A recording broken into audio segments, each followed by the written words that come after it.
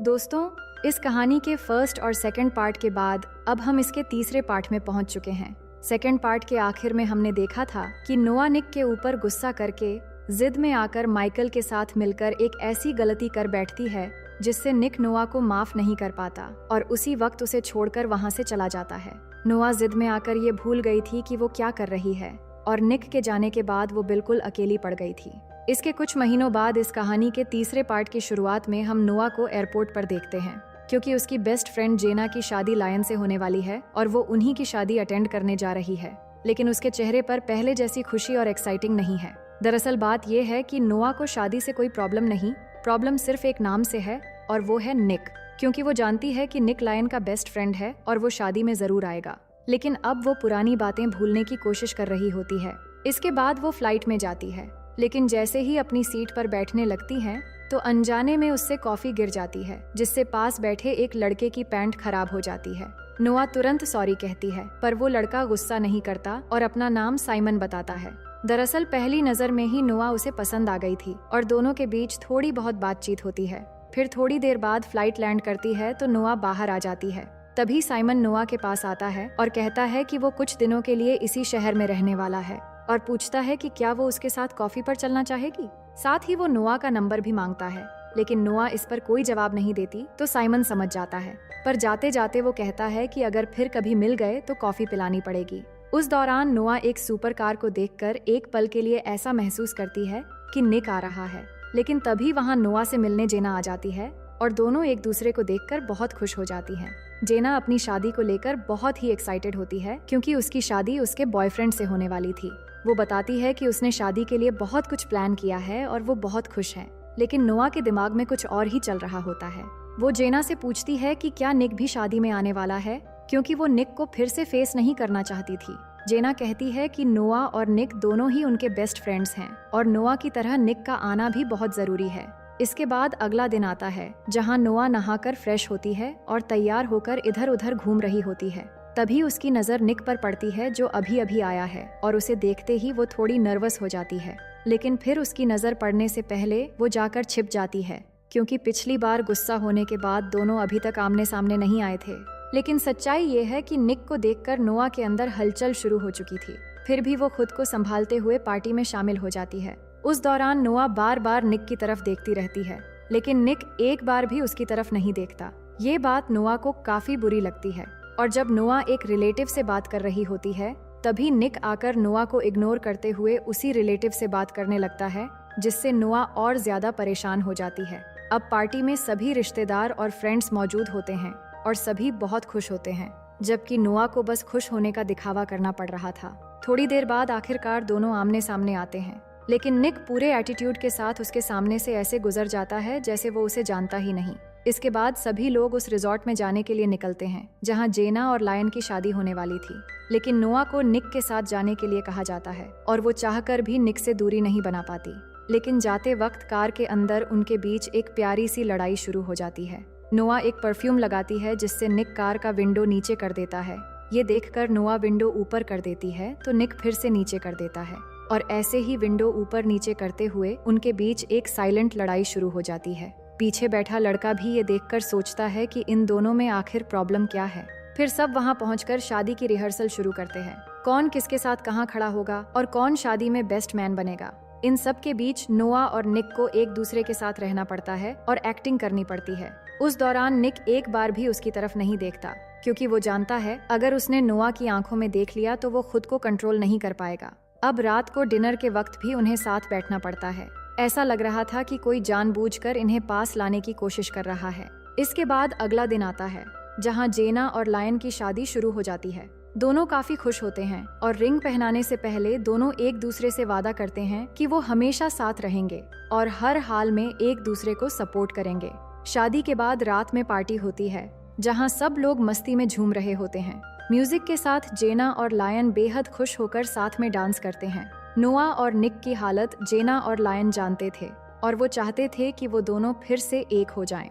इसलिए वो थोड़ी चालाकी से उन दोनों को साथ खड़ा कर देते हैं और उन्हें डांस करने के लिए कहते हैं। हमें भी पता चल जाता है कि उन्हें मिलाने की कोशिश कौन कर रहा था। उन्हें अजीब तो लगता है, लेकिन साथ में डांस करना पड़ता है और इतने वक्त बाद आखिरकार उनके बीच बातें होती हैं।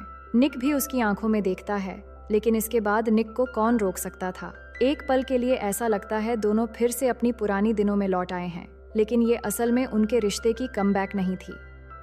नोआ चाहती थी कि निक पुरानी गलतियों को भुला दे और दोनों आगे बढ़ें, लेकिन निक के लिए ये इतना आसान नहीं होता। वो कहता है कि वो जब भी आंखें बंद करता है तो उसे वो रात याद आ जाती है जब नोआ माइकल के साथ थी।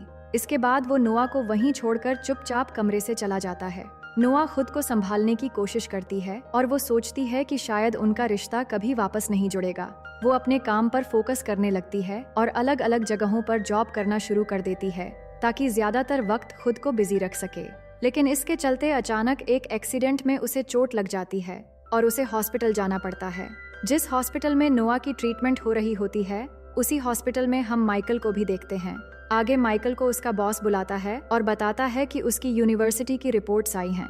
वहाँ उसने एक लड़की के साथ कुछ गलत कर दिया था जिससे उसे निकाल दिया गया था। एक टीम इस चीज की जांच करेगी और अगर ये बात सही निकली तो वो इस हॉस्पिटल में काम नहीं कर पाएगा। दूसरी तरफ निक एक मीटिंग में होता है। वहाँ डिस्कशन चल रहा होता है कि उनका बिजनेस ठीक से नहीं चल रहा। निक फैसला करता है कि वो मेटावर्स जैसी टेक कंपनी में इन्वेस्ट करेगा ताकि फायदा हो सके। अब कहानी फिर से नोआ पर आती है जो कहीं जॉब इंटरव्यू के लिए जा रही थी। तभी ट्रैफिक सिग्नल पर उसे एक लड़का इशारे से कुछ कहना चाह रहा होता है, पर नोआ उसे बिना पहचाने गुस्से में चली जाती है। इसके बाद वो उस जॉब इंटरव्यू के लिए वहाँ के बॉस से मिलती है। बॉस काम में बिजी होता है लेकिन नोआ से बात भी करता है। नोआ अपने बारे में सब कुछ बताती है, लेकिन जब बॉस अपना चेहरा दिखाता है तो पता चलता है कि वो कोई और नहीं बल्कि साइमन है। साइमन उसे देखकर हैरान भी होता है और खुश भी। वो बताता है कि ट्रैफिक सिग्नल पर वही इशारा कर रहा था, लेकिन नोआ गुस्से में चली गई थी। इस पर नोआ कहती है कि उससे मिसअंडरस्टैंडिंग हो गई थी, पर शायद वो ये जॉब नहीं कर पाएगी। अगर करेगी तो सोचकर बताएगी। ये कहकर वो चली जाती है। दूसरी तरफ हम निक को सोफिया के साथ देखते हैं। सोफिया शुरू से उसकी पर्सनल लॉयर थी, लेकिन दोनों का रिश्ता प्रोफेशन से आगे बढ़ चुका था। सोफिया पूछती है कि क्या उसे जेना की शादी में नोआ मिली थी। निक झूठ बोल देता है कि वो मिली थी, पर उन्होंने बात नहीं की। इधर नोआ को काफी कोशिश करने के बाद भी कहीं रिलायबल जॉब नहीं मिलती, इसलिए घूम फिर कर वो साइमन के ही ऑफिस पहुंचती है और वहाँ काम शुरू कर देती है। साइमन भी यही चाहता था, क्योंकि फ्लाइट में मुलाकात के बाद से ही वो नोआ को पसंद करने लगा था। दूसरी तरफ निक का हाल ठीक नहीं होता। उसकी कंपनी की शेयर वैल्यू लगातार गिर रही थी और शेयर होल्डर्स उनके खिलाफ आवाज उठाने लगे थे। ऊपर से वो नोआ को बहुत मिस कर रहा होता है। अक्सर उसकी फोटोज देखता रहता है और खुद को बिजी रखने के लिए कंपनी मीटिंग्स में लगा रहता है। लेकिन जब कंपनी की प्रॉब्लम का कोई सॉल्यूशन नहीं मिल रहा था, तभी निक के दिमाग में एक आइडिया आता है। शाम को वो सोफिया के पास जाता है और कहता है कि सोफिया के डैड एक बड़े पॉलिटिशियन हैं, जिस चीज का उन्हें फायदा हो सकता है। अगर वो प्रेस के सामने अपने रिलेशनशिप का अनाउंसमेंट कर दें तो सोफिया के डैड को भी सपोर्ट मिलेगा और कंपनी की शेयर वैल्यू भी ऊपर जाएगी। सोफिया इस बात के लिए तुरंत मान जाती है और वो तो पहले से ही चाहती थी कि निक सबके सामने उसे अपना माने। इधर साइमन और नोआ का रिश्ता भी धीरे धीरे आगे बढ़ रहा था।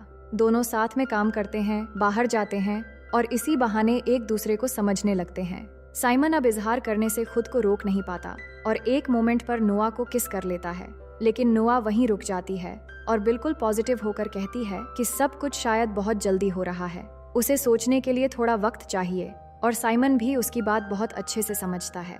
अब कुछ दिन बाद उसकी कंपनी में कोई इन्वेस्टर आने वाला होता है। वो सभी एम्प्लॉयज को समझाता है कि सबको अपने काम पर फोकस रखना होगा। इस दौरान ऑफिस में थोड़ा बहुत मजाक भी चल रहा होता है। तभी अचानक निक वहाँ पहुँच जाता है और वहीं असल में इन्वेस्टर बनकर आया होता है। लेकिन यहाँ नोआ को देखकर उसे एक झटका लगता है। वो ये भी नोटिस करता है कि नोआ और साइमन काफी क्लोज है। साइमन भी ये जानकर हैरान होता है कि नोआ और निक एक दूसरे को पहले से जानते हैं। इसके बाद निक साइमन को बताता है कि नोआ उसकी स्टेप सिस्टर है और उसे उससे थोड़ी दूरी बनाकर रहनी चाहिए। हालांकि वो आते ही समझ गया था कि उनके बीच कुछ तो चल रहा है। इसके बाद शाम को निक घर लौटता है और अब सोफिया के साथ उसका किया गया प्लान पूरी तरह काम कर रहा था, क्योंकि उन्होंने अपने रिलेशनशिप को अनाउंस कर दिया था और अब कंपनी की शेयर वैल्यू के साथ साथ सोफिया के डैड को भी फायदा हो रहा था। इसके बाद अगले दिन ऑफिस का सीन देखते हैं, जहां नोआ और साइमन की बढ़ती हुई केमिस्ट्री देखकर निक को बहुत जेलसी होने लगती है। फिर एक दिन नोआ एक मैगजीन में निक और सोफिया की फोटो देखती है, जहां उन दोनों के रिलेशनशिप का अनाउंसमेंट होता है। ये देखकर नोआ को बहुत बुरा लगता है। उसी दौरान उसकी मुलाकात माइकल से हो जाती है। पर वो गुस्से में नोआ को बताता है कि उस एक रात की वजह से निक ने उसकी पूरी जिंदगी बर्बाद कर दी और अभी भी निक और सोफिया बुरी तरह उसके पीछे लगे हुए हैं और इन सब का जिम्मेदार वो नोआ को मानता है। उसकी बातें नोआ को बहुत बुरी लगती हैं। वो तुरंत सोफिया को कॉल करती है और पूछती है कि माइकल के साथ निक ऐसा क्यों कर रहा है।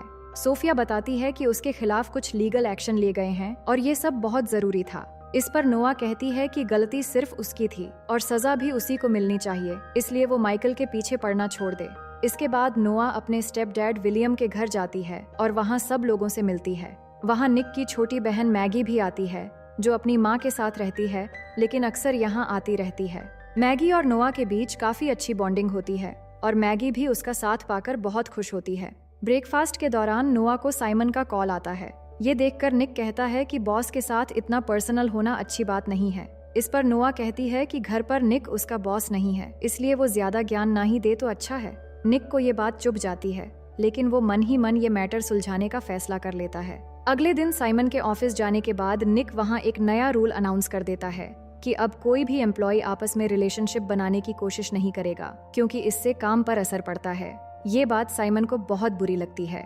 वो निक के पास जाकर कहता है कि तुम्हें मेरे ऑफिस में कोई भी रूल बनाने से पहले मुझे पूछना चाहिए था। निक कहता है कि ये रूल जरूरी है ताकि काम सही ढंग से हो सके और मैं तुम्हारी कंपनी में इन्वेस्टर होने के साथ साथ मैनेजमेंट पावर भी रखता हूँ। इसके बाद शाम के वक्त नोआ साइमन के घर जाती है।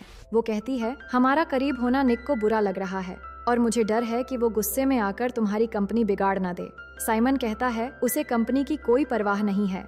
ये कहकर उसे किस कर लेता है, जिसके बाद दोनों इंटीमेट हो जाते हैं।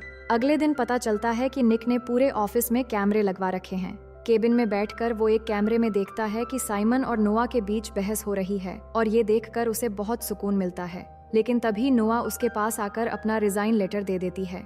वो कहती है कि मैं साइमन के साथ रहना चाहती हूँ और ऑफिस के अंदर बनाए हुए फालतू रूल्स के खिलाफ हूँ। निक पहले उसकी बातों को लाइटली ले रहा था। फिर नोआ कहती है कि तुम सोफिया के साथ किस तरह के अनप्रोफेशनल रिलेशन में हो ये मुझे अच्छे से पता है। तुम मुझे रिजेक्ट करके इस तरह कंट्रोल नहीं कर सकते। मैं कहीं भी जॉब कर सकती हूँ और अगर तुम्हें माफ करना नहीं आता तो लेट गो करना सीख लो। निक को लगता है नोआ के दिल में साइमन के लिए कोई फीलिंग्स नहीं है। वो ये सब सिर्फ दिखावे के लिए कर रही है। इसके बाद देखते हैं कि नोआ मैगी को उसकी माँ के पास छोड़ने जाती है, लेकिन मैगी को छोड़ने निक जाने वाला था और वो देर करके वहाँ पहुँचता है। निक अपनी माँ को पसंद नहीं करता पर वो उसे रोककर एक जरूरी बात करने को कहती है। इसके बाद उसकी माँ एक ऐसी बात बताती है जिससे निक पूरी तरह टूट जाता है। वो बताती है कि उन्हें ब्लड कैंसर है और वो आखिरी स्टेज में है। अब मैगी की कस्टडी उसके डैड को देने वाली है। वो बहुत इमोशनल होकर कहती है कि वो जानती है कि निक अपनी माँ से बहुत नफरत करता है क्योंकि उन्होंने उसे 12 साल की उम्र में अकेला छोड़ दिया था। लेकिन अब मैगी का ख्याल उसे ही रखना है और हो सके तो वो अपनी माँ को माफ कर दे। ये सब नोआ दूर से सुन लेती है और वो निक के पास आकर सहारा देने की कोशिश करती है। इसके बाद नोआ और निक मैगी को घर ले आते हैं। रात को सोने से पहले निक नोआ से कहता है कि वो आज अकेला नहीं रहना चाहता और चाहता है कि नोआ उसके पास रहे। नोआ कहती है कि इससे उनके बीच प्रॉब्लम्स और बढ़ जाएंगी। निक कहता है जो हो चुका है उससे बुरा तो नहीं हो सकता। नोआ मान जाती है और निक भी सारी पुरानी बातें भूलकर उसके करीब जाता है और उनके बीच बिल्कुल पहले जैसी प्यार झलकने लगती है और इस पल को दोनों खुलकर जीते हैं। लेकिन सुबह जब निक की नींद खुलती है तो नोआ उसके पास नहीं होती। ये देखकर उसे बहुत बुरा लगता है। तभी मैगी बताती है कि नोआ तो जा चुकी है। दूसरी तरफ नोआ का दिमाग पूरी तरह उलझा हुआ होता है। निक उसके पास भी रहना चाहता है और उससे दूर भी भाग रहा है। वो समझ ही नहीं पा रही थी कि आखिर निक चाहता क्या है। इसी परेशानी के बीच अचानक उसे ब्लीडिंग होने लगती है। वो घबरा जाती है और तुरंत हॉस्पिटल पहुंचती है। वहां डॉक्टर उसे चेक करने के बाद एक ऐसी बात बताती है जिसे सुनकर नोआ के पैरों तले जमीन खिसक जाती है। डॉक्टर कहती है कि नोआ प्रेग्नेंट है और ये अभी का नहीं बल्कि 3 से 4 महीने पुराना मामला है। अब वो इस चीज को इग्नोर नहीं कर सकती और उसे अपना और बच्चे का ध्यान रखना होगा। नोआ परेशान हो जाती है कि ये कैसे हो सकता है, लेकिन इसी बीच माइकल वहाँ से गुजरते हुए डॉक्टर की बात सुन लेता है। हालांकि उसे साफ साफ सब सुनाई नहीं देता, इसलिए वो चुपचाप जाकर डॉक्टर के ऑफिस से पूरी रिपोर्ट देख लेता है और उसे पता चल जाता है कि नोआ प्रेग्नेंट है और निक ही उस बच्चे का पिता है।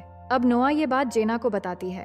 वो कहती है कि वो बहुत बड़ी मुश्किल में फंस गई है, लेकिन वो निक को कुछ नहीं बताना चाहती क्योंकि वो अभी भी उससे नाराज है और ये सब उसी रात हुआ था जब वो शादी में मिले थे।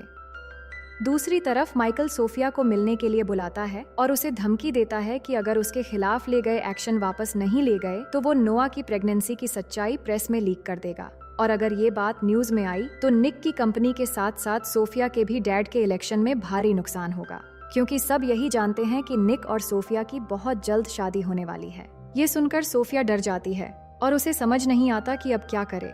इसके बाद देखते हैं कि सोफिया और निक एक पार्टी में जाते हैं। वहाँ निक की कंपनी के साथ साइमन की LRB मेटावर्स कंपनी की डील फाइनल होती है।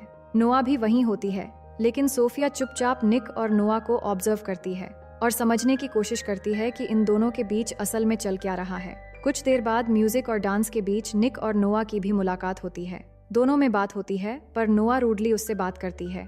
निक कुछ समझ नहीं पाता कि अब तक तो सब ठीक चल रहा था, लेकिन अब क्या हो गया। वो उसके पीछे जाता है और ये जानने की कोशिश करता है कि नोआ ऐसे क्यों बात कर रही थी। इसी दौरान निक देखता है कि नोआ की तबीयत ठीक नहीं लग रही है और वो साइमन को बुलाने के लिए कहती है, लेकिन साइमन नशे की हालत में था, इसलिए निक उसे घर छोड़ने जाता है। घर पहुंचकर नोआ निक से पूछती है कि क्या वो उसे माफ कर सकता है। निक कोई भी जवाब नहीं देता तो नोआ उसे गुड बाय कह देती है, लेकिन उसे प्रेगनेंसी की बात पता चलने नहीं देती। कुछ दिन बाद अचानक निक की माँ का देहांत हो जाता है। फ्यूनरल में सब लोग निक को संभालने की कोशिश करते हैं। वहीं नोआ पूरी तरह मैगी का ख्याल रखती है और उसे प्यार से समझाती है ताकि वो अकेला महसूस न करे। इसी बीच सोफिया नोआ से मिलती है और कह देती है कि माइकल ने उसकी मेडिकल रिपोर्ट देख ली थी और अब उसे भी पता है कि नोआ प्रेग्नेंट है और ये बच्चा निक का है। सोफिया ये बात किसी को बताएगी तो नहीं, पर नोआ से कहती है कि वो इस बात को ज्यादा दिनों तक छुपा नहीं सकती। नोआ कहती है कि वो कल अपने आंटी के घर चली जाएगी और शायद कभी वापस नहीं आएगी। उस रात नोआ मैगी को अपने कमरे में ले जाती है और वो जा रही है इसलिए उसे अपना कमरा दे देती है और कहती है कि अगर कभी वो आए तो बस उसे यहाँ रहने की थोड़ी जगह दे दे। फिर सुबह होने से पहले वो साइमन से मिलने जाती है और उसे पूरी बात बताती है। ये सुनकर साइमन भी उसके साथ जाने का फैसला कर लेता है। दूसरी तरफ निक सोफिया से कहता है कि अब उन्हें अलग हो जाना चाहिए और ब्रेकअप ही सही फैसला होगा, लेकिन सोफिया उसकी सारी गलतियां गिनाने लगती है। वो कहती है कि निक हर चीज से डरता है। वो अपने दर्द को भूलकर कभी लोगों को माफ नहीं करता। उसने कभी अपनी माँ के साथ ठीक से बात तक नहीं की और ना ही अपने डैड को कभी प्यार से गले लगाया। उसने हमेशा अपना बोझ दूसरों पर डाला, जिसका शिकार वो खुद भी हुई है। उसके लिए सबसे ज्यादा जरूरी था नोआ को माफ करके उसका साथ देना, क्योंकि नोआ के लिए अब निक का साथ ही सबसे ज्यादा जरूरी है। ये बातें निक के दिल में उतर जाती हैं और वो फौरन नोआ से मिलने निकल जाता है, जहां नोआ अपनी आंटी के घर जाने से पहले जेना और लायन से मिलने गई होती है। दूसरी तरफ माइकल को लगता है कि शायद उसके खिलाफ लिया गया लीगल एक्शन वापस ले लिया गया होगा, लेकिन ऐसा नहीं होता और उसे कुछ इन्वेस्टिगेशन डॉक्यूमेंट्स पर साइन करने के लिए कहा जाता है। इसके बाद हॉस्पिटल में उसकी मुलाकात ब्रायर से होती है। माइकल समझ जाता है कि ब्रायर के साथ मिलकर ही वो निक से अपना बदला ले सकता है, क्योंकि ब्रायर और निक का पास्ट उसे अच्छे से पता था। अब नोआ अपने दोस्तों को अलविदा कहकर निकलने वाली होती है, तभी उसे रोकने के लिए निक वहाँ पहुँच जाता है और उसे रिक्वेस्ट करता है कि वो रुक जाए, क्योंकि वो सब कुछ भूलकर नई शुरुआत करना चाहता है। उसे अब भी नहीं पता होता कि वो प्रेग्नेंट है, पर नोआ नहीं मानती और उससे ये बात छिपाने की कोशिश करती है, लेकिन आखिरकार वो उसे सब कुछ बता देती है। निक ये देखकर समझता है कि ये बच्चा शायद साइमन का है, इसलिए वो उससे दूर जा रही है। वो कहता है कि प्रेगनेंसी से कोई फर्क नहीं पड़ता, अगर ये बच्चा साइमन का होगा तो भी वो एक्सेप्ट कर लेगा। ये सुनते ही नोआ गुस्से में निकल जाती है। तभी लायन बताता है कि वो बच्चा तेरा ही है। ये सुनते ही वो फौरन कार से नोआ का पीछा करने लगता है। अब यहाँ उनके बीच एक छोटी सी कार रेसिंग शुरू हो जाती है। निक उसे रोककर मनाने की कोशिश करता है, जबकि नोआ कोई भी बात मानने को तैयार नहीं होती। लेकिन आखिरकार नोआ थोड़ा नॉर्मल होती है और थोड़ी स्माइल देकर कहती है कि ये खुशखबरी बच्चे की नानी को बतानी होगी। फिर घर पहुंचकर दोनों खुशी में एक दूसरे से मिलने वाले होते हैं। तभी अचानक एक आदमी आकर निक को गोली मारकर फौरन वहां से भाग जाता है। नोआ बुरी तरह डर जाती है, जिसके बाद निक को जल्दी हॉस्पिटल ले जाया जाता है। वो 3 महीने तक कोमा में रहता है और जब उसे होश आता है तो पता चलता है कि जब वो कोमा में था तब नोआ ने एक खूबसूरत बच्चे को जन्म दिया है। ये जानकर वो इमोशनल हो जाता है और अब उनके बीच सब कुछ ठीक हो जाता है। वो अपने बच्चे के लिए बहुत खुश होते हैं और एक दूसरे को माफ करके जिंदगी की एक नई शुरुआत में होते हैं। लेकिन अभी भी एक मुसीबत बाकी थी। एक रात जब नोआ पानी लाने जाती है तो निक अचानक उठकर देखता है कि बच्चा उसके पास नहीं है। उसी वक्त ब्रायर सामने आती है, जिसके पास बच्चा होता है। ब्रायर पहले भी निक की जिंदगी में बहुत सारी प्रॉब्लम्स खड़ी कर चुकी थी और हमें पता है कि वो किसी साइको से कम नहीं थी। वो कहती है कि अब ये बच्चा उसका है। निक कुछ कर नहीं पाता क्योंकि वो अब भी कमजोर था। हालांकि वो चुपके से घर में लगे SOS बटन दबा देता है। उसी वक्त नोआ कमरे में आ जाती है और ब्रायर से रिक्वेस्ट करती है कि बच्चे को कुछ ना करे, लेकिन तभी माइकल आकर नोआ को पकड़ लेता है और ब्रायर बच्चे को लेकर भागने लगती है। लेकिन गेट के बाहर पहुंचते ही निक का डॉग उसका रास्ता रोक लेता है। इधर निक किसी तरह नोआ को माइकल से छुड़ा लेता है और नोआ फौरन ब्रायर के पीछे भागती है। वहाँ डॉग को पहले शांत करके ब्रायर से रिक्वेस्ट करती है कि बच्चे को वापस कर दें, लेकिन ब्रायर कुछ भी सुनने वाली नहीं होती। इधर निक और माइकल के बीच लड़ाई चल रही थी, लेकिन तभी निक का डॉग आकर माइकल पर हमला कर देता है और उसे बुरी तरह नीचे गिरा देता है। तभी नोआ मौका देखकर ब्रायर से बच्चा छीन लेती है। इतने में पुलिस भी पहुंच जाती है और माइकल और ब्रायर दोनों को फौरन अरेस्ट कर लिया जाता है। सिचुएशन नॉर्मल हो जाती है और फिर हम कुछ दिन बाद का सीन देखते हैं जहां बहुत अच्छे से निक और नोआ की शादी हो जाती है। फैमिली के सब लोग मौजूद होते हैं और वो बहुत खुश होते हैं। सोफिया भी दिल से उन्हें बधाई देती है और उनके रिश्ते से अब किसी को कोई प्रॉब्लम नहीं थी। आखिर में नोआ निक को उसकी फेवरेट कार गिफ्ट करती है और इस कार से दोनों खुशी खुशी हनीमून जाने के लिए निकलते हैं। नोआ ड्राइविंग कर रही होती है और निक मुस्कुराते हुए उसके पास बैठा होता है और इसी के साथ ये कहानी यहीं पर खत्म हो जाती है। तो दोस्तों, अगर आपने अब तक इसका फर्स्ट और सेकंड पार्ट नहीं देखा तो उनका लिंक आपको डिस्क्रिप्शन में मिल जाएगी। उम्मीद करती हूँ कि ये कहानी आपको बेहद पसंद आई होगी।